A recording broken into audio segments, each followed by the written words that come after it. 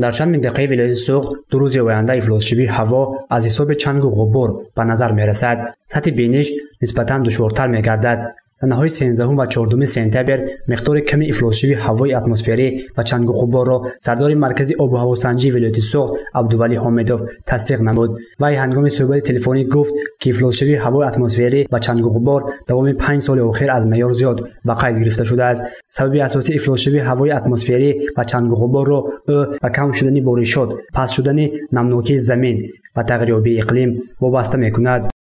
چنگ و غباری که سال‌های 11 و 12 سپتامبر به مشاهده گرفته شدگی بود. این اگر از میکروستانسی خوجند گیریم، اگر مقدار شمال 16 متر در یک ثانیه را تشکیل کرد که مقدار همان چنگ و غباری که در زمین هست به اتمسفر میپردازد. خاکبارش و افلاس‌شوی هوای اتمسفری در فصل‌های تابستان و تیر ماه به قید گرفته می شود، زیرا در این فصل‌ها بارش باران و نمناکی زمین کم می گردد. روزهای گذشته 11 و 12 سپتامبر بنا به تغییریابی باد و هوا در ولایت سوخت شمال با سرعت 18-23 متر ثانیه وزیده افلاس‌شوی هوای اتمسفری و چنگ و غبار را به عمل آورد. طبق اطلاع رئیس کمیته حالات فوق‌العاده و مدافع گرجدانی در ولایت سوخت، یکی از سبب‌های به عمل آمدن خاکبارش این وزیدن شمال سخت می باشد. شمالی که شب گذشته در بعضی نواحی‌های ولایت سوخت با سرعت 18-23 متر در هر ثانیه بود، خوشبختانه خسارات ندارد، اما باعث به از حد زیاد شدن افلاسی گردنی هوا شد.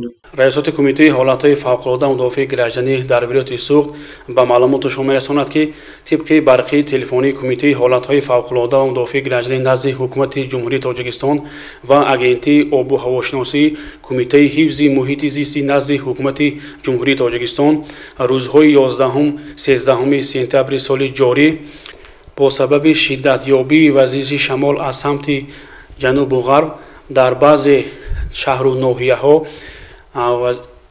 و عمل آمدن چنگ و طوفان و بلندشوی افلاس‌شوی هوای اتمسفری در نظر داشته شده است. دوام دو روز آینده چنگ و غباری که به عمل می‌آید اساساً در منطقه‌های وادی یعنی شهرهای خوجند، باباجان غفورov، کانیبادام، بوستان و گلستان به نظر گرفته شده است. از این رو از ساکنان و مهمانان دعوت به عمل آورده می شود که هنگام چنگ و غبار و شمالی با شدت بدون سبب به کوچه‌ها نبرایند.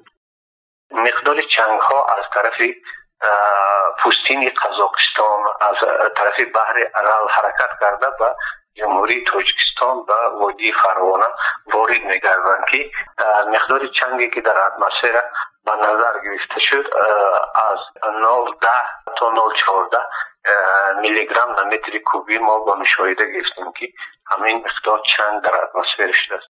تغییریابی هوا و از معیار زیاد افلاس‌شوی هوای اتمسفری و خاکبارش را متخصصان اگنتی آب و هواسنجی به نامزدی باد و هوا، طرف گرم شدن حرارت و کم باریدن باران در سیاره ربط می‌دهند. گزارش نصیب جان ابویف و نعیم جان ایوبوف برای برنامه اطلاعاتی خبر.